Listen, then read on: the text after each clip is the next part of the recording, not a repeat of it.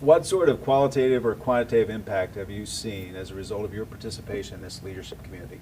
I think the biggest thing for us is being able every 6 months to get out of the normal routine and sit down as our team, learning from you guys, but as our team. Each time we've been down here, we have walked away with a plan that we haven't had time to sit down at our location to actually put into practice. Absolutely. Every time we go back and we've done the things that are on our plan, it's made a huge difference in the church.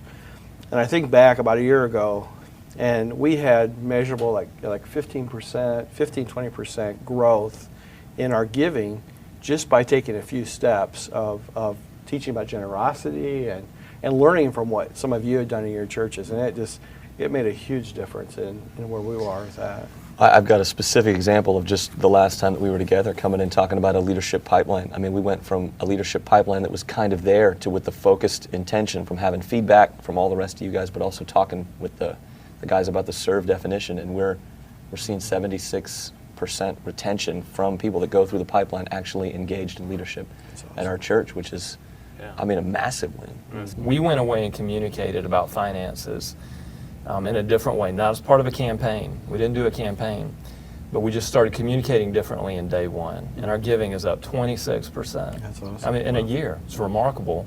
Some similar things with the leadership, cultivating our own language for leadership to help us assess the leadership culture of our church. And that's been a huge help for us in sorting our staff. It's been amazing, the difference that has made, just to have a clear language for talking about it. That's changed the way we do leadership development, without a doubt. I think for us, the entire direction of our church has been changed from spending this time with you guys. You know, you guys probably remember, but when we first came, we were ready to do a 3-year building campaign, go try to raise millions of dollars. We thought that's what we're supposed to do. And sitting around in a room with you guys going, okay, tell us about your staff, tell us about your money, tell us about your, and then having everyone here go, no, don't do that.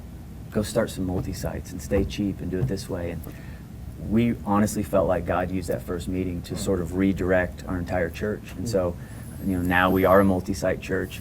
We've about doubled in size since we started coming here because of the wisdom that we got from all of you guys. And so I'm so thankful. It's been inspiring. I mean, to hear everybody else's story and see what you all are doing. I mean, that's cool. We walk away, we get back on the plane, and we talk about you know, what Mountain's doing or what this church is doing, what that church is doing, and that reinvigorates you. I mean, you need that. You need to hear other stories of kingdom wins, and because it's not all wins all the time. So hearing other people that are winning re-inspires you. I think it's a good thing. In our case, Vision 2015, which was like a 5-year plan for our church, 4-year plan, and it's now a vision. We've had to make it 2015, so 20 churches by 2015, and that came out of one of these groups. One of the things that we didn't anticipate getting that we have is just some of the facilitation processes and questions that we've taken from our experience here and then applied with our staff team and with leadership groups, and just so you know, the same learning gets played out over and over again. It's been a fantastic experience. Yeah, this approach that we've learned at Leadership Network